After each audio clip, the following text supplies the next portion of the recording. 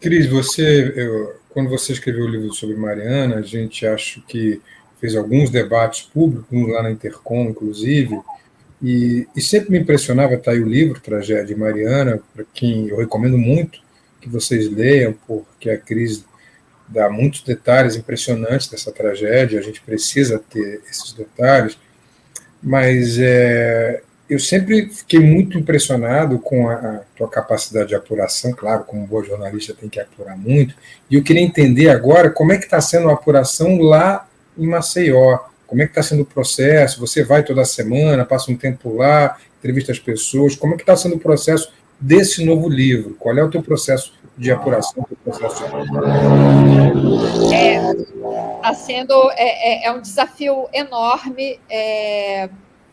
Eu até penso assim, como eu já comecei, não tem mais como voltar atrás, né? Mas à medida que você vai se aprofundando e vai puxando uns fios aqui e ali, eu estou me dando conta da enormidade disso, falando, meu Deus do céu, como é que eu entrei nisso? Agora não tem mais volta, e até porque, Felipe e Yara, é tão absurdo, mas é tão absurdo o que está acontecendo em Maceió que assim isso me move realmente. Dá algum spoiler desses absurdos para a gente, Cris, por favor. Não, primeira coisa, Felipe, o histórico dessa tragédia, né? O tremor de terra que levou ao surgimento generalizado de rachaduras, de trincas, de buracos nas ruas e nas casas. O tremor foi em março de 2018.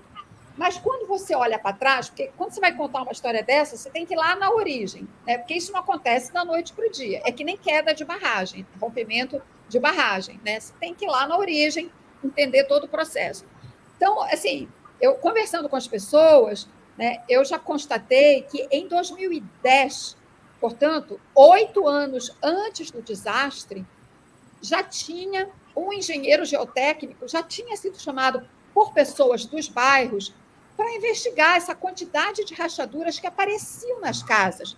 E as pessoas pagavam do seu bolso para fazer reforço de fundação, para consertar, faziam, meses depois, voltava a rachar. Portanto, era um problema recorrente.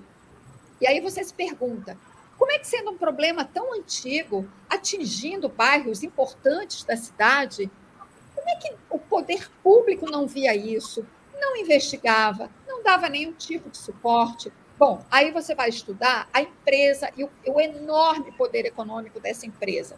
A história da instalação da Braskem remonta aos anos 70. O primeiro empreendedor que buscou apoio oficial, apoio do governo para instalar a Braskem, né, procurou... Isso é exatamente o que ela temia, Felipe. Ou fui eu? Voltei? Foi você, Yara. Não, ficou bem. Pode ir. Diga lá, está falando da Braskem.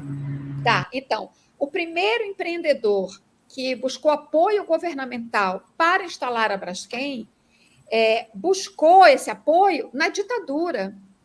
Buscou apoio do primeiro ditador do ciclo de 64, que foi do Castelo Branco.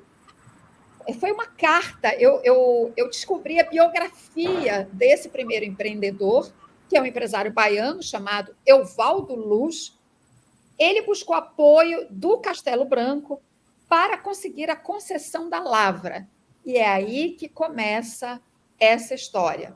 Portanto, é um empreendimento que vem da ditadura, que foi imposto goela abaixo da sociedade de Maceió.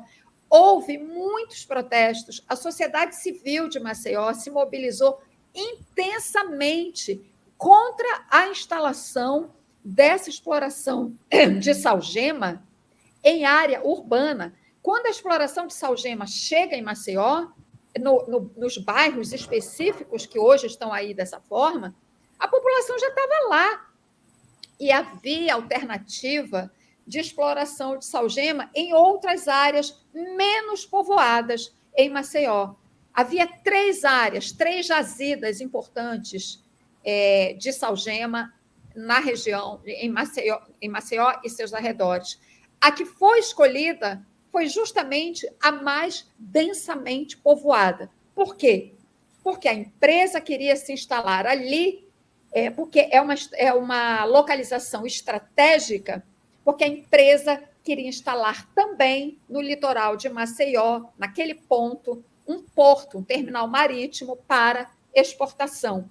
Então, o que você tem ali não é só uma extração mineral, você tem a extração mineral, às margens da Lagoa de Mundaú, que leva esse produto, essa matéria-prima extraída lá, nesses poços, nos bairros e na beira da lagoa, leva por um sistema de dutos de 8 quilômetros até uma fábrica de cloro-soda, onde essa matéria-prima vira cloro, soda cáustica, e de lá já vai para o terminal. Então, é um complexo, né, que tomou conta dessa área de Maceió. Então, a cidade se subordinou a este empreendimento que foi enfiado goela abaixo pelo então governador Divaldo Suruagi e pela ditadura, né? Então, a gente precisa entender essa dinâmica para saber por que a coisa chegou onde chegou, entende? Então, assim, isso tem me levado a mergulhar profundamente no assunto, a estudar muito,